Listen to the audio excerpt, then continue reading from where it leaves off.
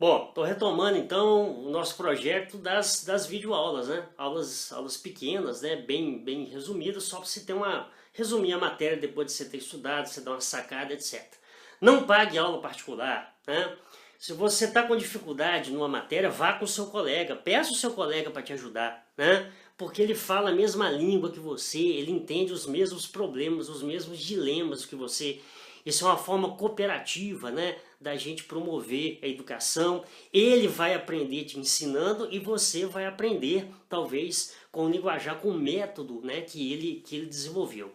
Eu queria agradecer muito aos meus seguidores. Nós somos mais de 1.100 hoje. A minha meta é chegar a 1.200, 1.2K. Eu não esperava chegar no que eu estou hoje, né? E cheguei aos 1.100 e poucos e quero chegar à minha meta, galgando, né, passo a passo, 1.200 seguidores. Né? Por isso, então, eu peço que você curta, se inscreva, compartilhe com seu amigo, com seu vizinho, com seu cachorro, com seu colega, que você curta as publicações, que você compartilhe e principalmente que você comente. Porque quando você comenta, o algoritmo lá do YouTube, ou do Facebook, ou do Instagram, onde eu estou também, ele acha assim que eu sou o cara mais foda do mundo, sacou? E aí ele começa a apresentar, a mostrar o meu vídeo mais vezes. Então faça esse favor, dá essa ajudinha para nós. E o vídeo de hoje é falando sobre Guerra Fria. Inclusive eu estou vestido a caráter com a camisa, com a réplica da camisa da União Soviética, se não me engano de 78, né? Quando, inclusive, que o Brasil deu uma sapatada deles na Copa do Mundo daquele ano, se eu não me engano. Né? Eu decidi fazer esse vídeo sobre Guerra Fria porque é um assunto interessante, um assunto que rende até hoje, e principalmente no Brasil rende a cada vez mais. Né? Há umas 2 semanas atrás, o excelentíssimo Ricardo Vélez, ministro de Estado da Educação do Brasil, né, o colombiano, deve ser parente da Shakira, ele escreveu uma nota no MEC, uma nota oficial do MEC, né? Assim, muito mal redigida, por sinal, com alguns erros de separação silábica, sem colocar as vírgulas nos devidos lugares, em caixa alta. Segundo a neurolinguística, quando o cara escreve em caixa alta, porque ele está bolado com alguma coisa, então ele devia estar puto com alguma coisa, escrever em caixa alta. Aliás, tinha uma galera que ia lá no meu Facebook escrever em caixa alta um tempo atrás, esse pessoal também sumido, pode voltar, gente, tem problema não, pode voltar, eu tô de boa, tô tranquilaço, vocês que estão devem estar puto com alguma coisa. Mas aí ele falou, né, referindo-se ao Anselmo Góes, que é um colunista do jornal O Globo, falando que ele havia sido formado participado, treinado, sei lá, na escola de agentes secretos da KGB. Pasmem, ele disse isso. É o cara que vai cuidar do Enem aí, que vai cuidar da treta toda relativa à educação. Porque o Anselmo Góes havia feito uma crítica para ele, se eu não me engano, uma tuitada, né, no jornal o Globo, e deu essa polêmica toda. O que é a KGB? Vocês já viram o filme americano, obviamente, né? E lá sempre fala de FBI e CIA, né? O FBI é mais ou menos a Polícia Federal deles, enquanto a CIA é o que é nosso? O Gabinete de Segurança Institucional, sei lá o que é isso. É um órgão de inteligência, né, dos Estados Unidos, né?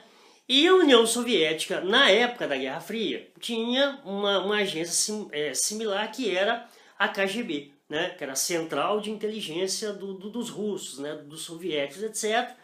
E que tinha aquelas coisas de espionagem, né? Principalmente no ramo das armas nucleares, etc. Tá? Então a Guerra Fria, além de ser assim, um confronto que eu considero assim mó barato, né? Porque eu nasci na Guerra Fria, né? Quer dizer, quando eu nasci a Guerra Fria ainda estava rolando, e eu lembro exatamente do dia e da hora, né? Que o Muro de Berlim caiu em 1989. Então assim, era uma época assim, muito cheia de simbolismos, era uma época bacana, né? Independente dessa coisa assim de capitalismo, socialismo, né? Essas tretas que existiam entre americanos e soviéticos era muito interessante. A coisa toda vem se desenrolando, né, ao longo de todo o século XX, né? E a coisa ficou muito séria mesmo, né? Ali por volta dos dos anos 40, né, mesmo dos anos 30, né, quando a União Soviética, sob o comando do sanguinário Stalin, se projeta como uma grande potência, né, rivalizando com os Estados Unidos. Ao final da Segunda Guerra Mundial, ou melhor, finalizando, né, a Segunda Guerra Mundial, a União Soviética ela conseguiu um grande feito, que foi exatamente como é que eu posso dizer, de ter o símbolo, a narrativa, né, de chegar a Berlim, tomar Berlim dos soviéticos, e é o momento que o Hitler, inclusive, se mata, né, uma história meio nebulosa, né?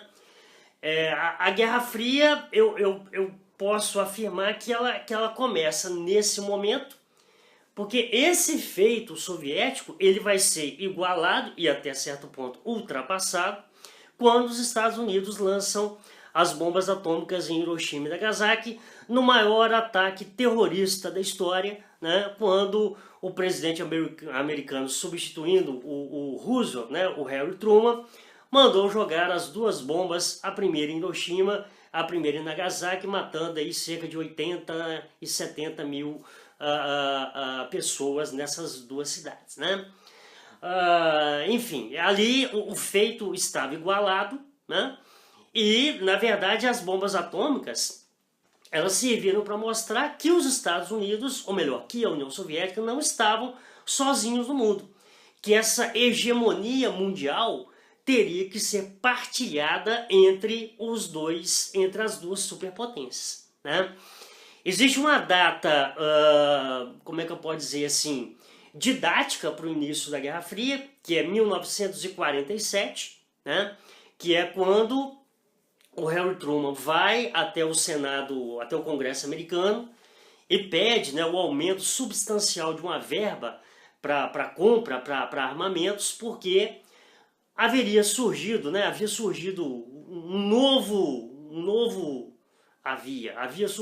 novo perigo no mundo, que era a ameaça comunista, a ameaça socialista, e que naquele momento os Estados Unidos eram a única nação que poderia frear, né, esse expansionismo soviético. A Guerra Fria ela parte assim, mais dos Estados Unidos do que propriamente da União Soviética, né? Pelo menos assim, em termos de histeria.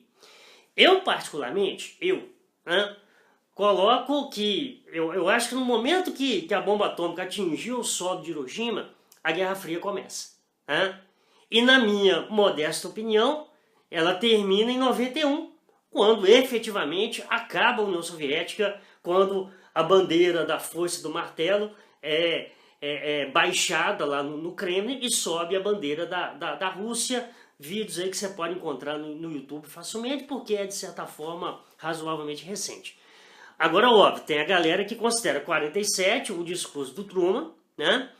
E 89, quando ocorreu a queda do Muro de Berlim, também tem um vasto material em vídeo, né?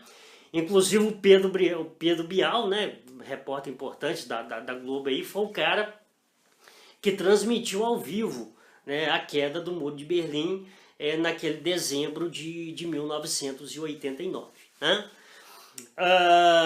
Houve assim alguns eventos muito importantes, né? Como por exemplo a crise dos mísseis cubanos, que pode ser o tema de uma próxima aula, né?